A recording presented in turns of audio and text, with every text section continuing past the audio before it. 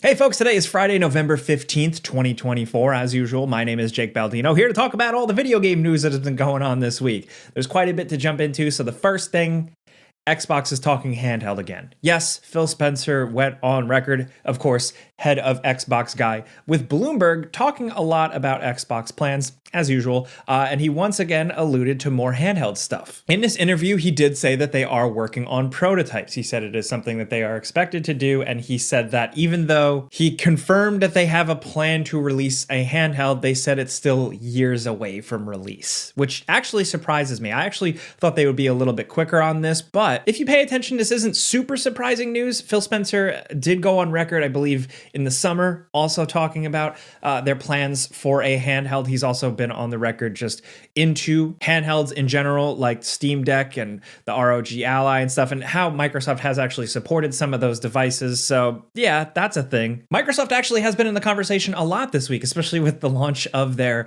new marketing ad campaign, which a lot of people were memeing. The whole thing is, this is an Xbox, and essentially it was showing various devices and highlighting how you can play Xbox on a lot of things, you know, like depending on what you have access to, streaming services, a smart TV, a handheld on your phone, of course, on an Xbox, on a laptop. So the whole thing was like, this is an Xbox. All these things are technically Xboxes. So leaving some fans to obviously poke fun at it, but also worry about Microsoft Xbox's future in terms of them actually putting out consoles and sticking to the console business. Of course, a lot of people have expected Microsoft to maybe possibly stray away from that a little bit in terms of them not really selling as many as probably they hoped. And of course, with Xbox really doubling down on being a giant publisher and being a service provider and having Xbox everywhere, like this is Xbox marketing campaign suggests. But Phil Spencer did speak to Rolling Stone and did acknowledge this and said that there will be a future of consoles.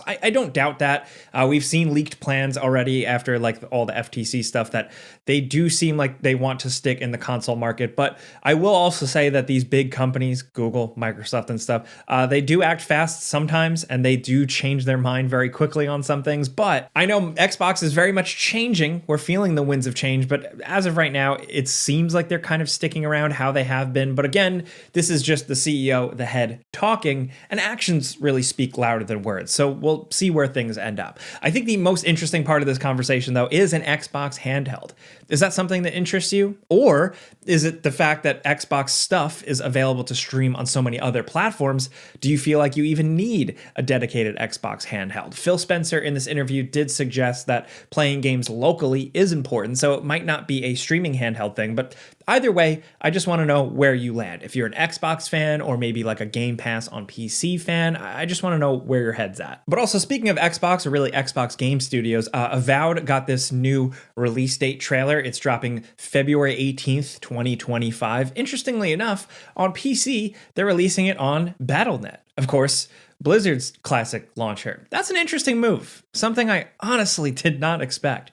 What does that mean? Do you think they're just putting it on there to really appeal to that type of crowd? Maybe like a hardcore RPG type crowd? I don't know. But in terms of like the whole Xbox, Activision Blizzard merger thing, it's still interesting because things like this happen, these things pop up and remind me, oh yeah, that's a thing. Next up, we do have a little bit more confirmation about Naughty Dog's next game. Yes, they went on record with it a little bit. There was an interview with both Neil Druckmann from Naughty Dog, like the head creative guy, as well as classic famous game developer Ken Levine, just talking about their legacy and stuff like that. The interview, it was delisted, but people caught the quotes from it. And what we did get from this interview is the confirmation that Neil Druckmann is the lead on this next project, whether you like him or not. Apparently, he has full creative control, but he did also confess that he doesn't have control over like when the game will be revealed and how it will be revealed.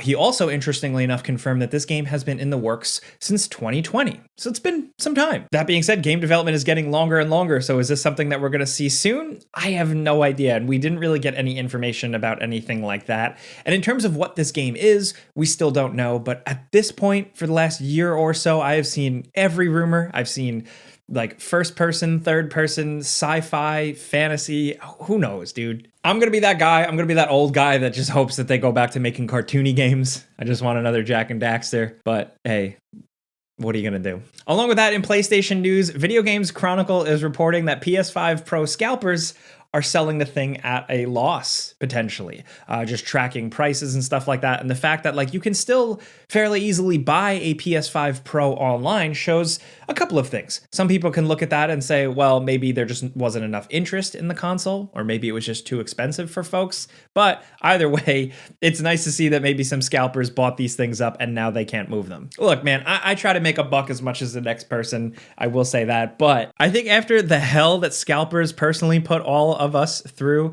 from like, you know, the launch of Xbox Series X and PS5 and shit like that, I think they can eat this one. Can you tell I'm trying to be very nice? I'm trying to be very polite here. Anyway, let's move on. There are a couple of things worth checking out this week in terms of trailers and updates and stuff like that. The first two are Xbox Game Studios focused. The first is an Indiana Jones and the Great Circle deep dive. I personally skipped this because I'm actually really excited for this game. I am a casual Indiana Jones liker, and I just want more adventures from him in the video game world because I used to love Indiana Jones video games. So hoping for the best for this one. Hey, now before we keep going with the news, this episode is brought to you by our longtime sponsor, Raycon. If you're looking for high quality earbuds with great features and sound quality, but at like half the price versus the other premium wireless audio brands, they've got you covered. As you can see here, I have the newest version of the everyday earbuds, and they have a lot of great features. A redesigned charging carrying case. Of course, it has wireless charging, IP66 weatherproof, sweat resistance, multi-point connectivity, a quick charge function that's very useful, as well as these little protective covers you can get for a little customization. Color-wise, I always like the blue ones. I go with them. They fit comfortably, they stay in your ear, they don't fall out, and they've just been solid and dependable for years. I keep them in my bag. I'm always ready to go. Outside doing yard work, exercise, they work. And again, one of the big things with Raycon, and probably why you've heard about them so much on the internet, is that they come in at just half the price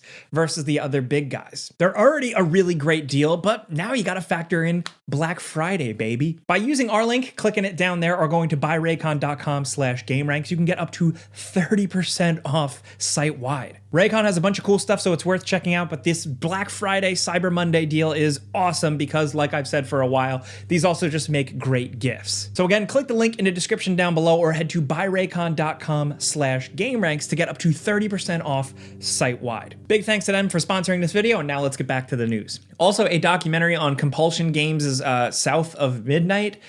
This is from the studio, of course, who did Contrast, but also We Happy Few, so they always do weird, different things. This one, I don't know about yet. The previews that are out, I don't know, but I will say the art style is cool as hell. Also, I love this. This is a Half-Life 2 RTX kind of little mini documentary, mini celebration of it, and just showing, you know, all the RTX tech and lighting and all that stuff, how it's implemented into Half-Life 2 RTX and how the RTX remix stuff works. I also just like that it's a mini celebration because November 16th is the 20th anniversary of Half-Life 2. God, we are getting old. But yeah, it's just cool to hear some developers speak about why that game was so significant, because playing it at the time, as someone who's generally kind of young then, it was mind-blowing. Also, check out this new trailer for Atomfall. This is from Rebellion, the people behind a lot of cool stuff, like the Sniper Elite games. This is their game that, to me, has kind of looked like BioShock in the English countryside, or like, you know, Atomic Heart in the English countryside. I don't know exactly what is going on here, but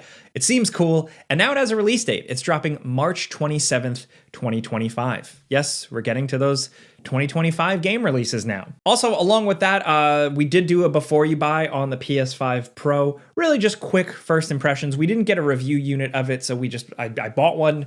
We made a video. If you want, check that out. But I will say, keep your eyes peeled on GameRanx and on my YouTube channel, youtube.com/JakeBaldino, because once we really live with it for a while, we're probably going to be talking about it even more. Along with that, Rockstar just like updated the Grand Theft Auto Trilogy Definitive Edition thing substantially. Most of the stuff from that disastrous launch has been fixed or tweaked, and visually they added classic lighting. So now just atmospherically, the games look like the originals, which is awesome. We did a quick little before you buy on that, just took a look at how it seems to run and play, and it is substantially fixed. I know some people are just burned, so I'm still glad the original games exist. I still probably would prefer those at this point, but at the very least, I'm glad this thing is finally in fighting shape. Speaking of fighting shape, Jake Paul, Mike Tyson, does anyone else care about that? Who you got?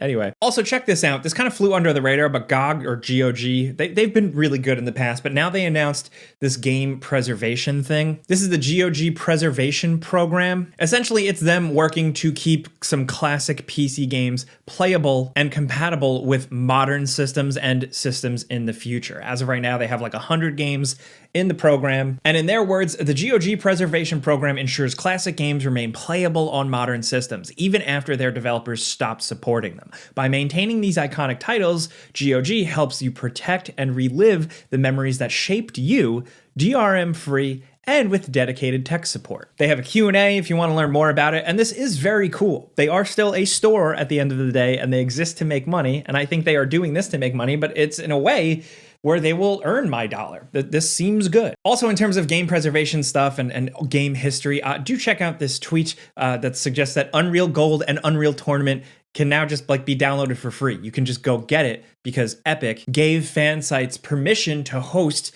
installers on sites. So essentially you can just go and download them. This is very cool. So check out that tweet thread I linked because in there are links to download it if you're curious. And then also in terms of like old school PC stuff, we're keeping it older this week.